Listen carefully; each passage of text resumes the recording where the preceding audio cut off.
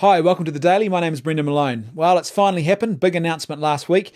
Barbie is undergoing or has undergone a makeover. There are now going to be different ethnicities of Barbie dolls available, as well as, this was the big aspect of it, lots of different body types, body shapes in the Barbie doll now available. Now, some people are hailing this as a major breakthrough in the whole issue around body image, particularly female body image, which obviously is a very serious issue and impacts a lot of females. I'm not so convinced, though, that this is actually as important a deal as some people are claiming it to be. In fact, I would even question more why Mattel has even gone down this path. I can't help but sense that this is simply a case of a very clever product adjustment and some very clever marketing in order to get us to be typical consumerists. I mean, this is classic capitalism. You create a divergent market, you create a need, and then you get people to buy your product. And it seems to me that it feels a little bit too convenient that a toy manufacturer would suddenly be doing this when I suspect that a toy manufacturer of their pedigree and experience and size probably had a marketing meeting where they sat around and said, well, what can we do to sell more products? Okay, everyone's into body image. It's a big thing at the moment. Why don't we offer lots of different types of body image and ethnicities in our baby dolls? And that way, now, on top of the fact that there's lots of different types of Barbies, you know, the princess Barbie, the mermaid Barbie, the Barbie in this dress, the Barbie in that dress, you've now got different ethnicities and different body types. So if people want to collect the whole set or they want to collect a big range of them, they're going to have to pay us more money to do that. And it just seems a little bit like this is a classic marketing tool to try and sell Barbie dolls. More importantly, though, and I think this is interesting, well, actually, no, before I move on, there was another interesting thing that struck me was I couldn't find any information as to whether Ken has changed. Everything that I read indicated, or didn't indicate that there was any change at all being undertaken in regards to Ken. Now, why is that?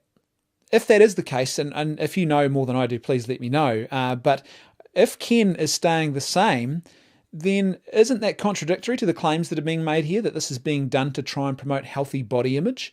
Because surely if young girls are so influenced when it comes to body image by Barbie dolls, then how exactly are they being influenced by playing with a male doll who is this white surfer dude with this perfect six-pack set of abs? I mean, if you really believe that these dolls have such an influence on the way people think about themselves, then surely they also have an influence on the way young girls think about what male body shape and type is supposed to look like and what they should be looking for in a man as well. And surely that should have changed too.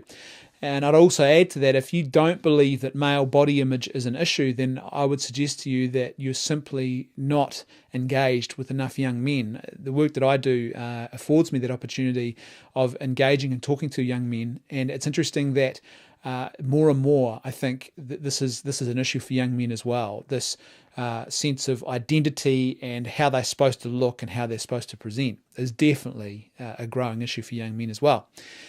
More importantly, though, I'm not actually convinced that Barbie is actually that big a factor in a girl's body image and as she grows up, how she comes to perceive herself and what normal is supposed to be. I mean, from my perspective, okay, I'm not a girl, but obviously I always looked at Barbie from a young age when my sister was playing with it and sort of thought it was just a weird-looking doll. The body shape just looked weird to me. But leaving that factor aside, as to whether or not young girls also think the same way, I've got 3 young daughters who are old enough to actually be Barbie aficionados in my house, and they have Barbies, and I hear the games that they play with their Barbies, often hear them, and my wife and I, we overhear them all the time. They're quite loud in their play. And the Barbie effectively is just a plastic toy that is an outlet for their imagination. It's not the thing that's driving their imagination, it's the tool they use to express what's going on in their imagination. And it's interesting what they play with those Barbies. They don't play any body image related games at all. Instead, what they play are games around you be the sister and I'll be your twin sister, or you be the mum, I'll be your daughter, or you be the teacher and I'll be the student. It's very much that's the type of games that they're playing, rather than games about body image and stuff like that. So that the plastic doll is just an outlet for those things.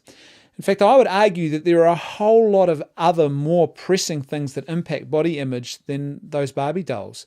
I mean, seriously, if we really think that plastic tool has such a powerful impact in influencing young girls, then what does that say about things like My Little Pony?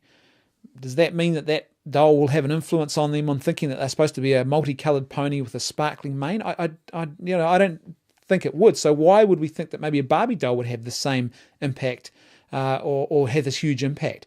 I actually think there are far more pressing concerns, and we're talking here about things like the fashion industry magazine, airbrushing of images, the whole cult of celebrity and the way that that is presented in pop culture, the advertising and marketing, and the way the female body type is used and presented in those things. It's used as a tool effectively. The way body image is presented in media, the impact of pornography, and the way that that shapes expectations, male expectations, and the way that those expectations are weigh heavily on young women to be and look a certain way. So I think that the Barbie doll is, if it has any impact, I would suggest it's very minimal. So people who are trumpeting this as a great breakthrough for female body image issues, I'm really not that convinced at all. And I would suggest that if you really want to deal with this issue, then we actually need to start looking at those other more pressing factors: the advertising, the pornography, the expectations, even the way we talk about body image as parents and model that to our children. How do we model that? How do we talk about those things to our kids?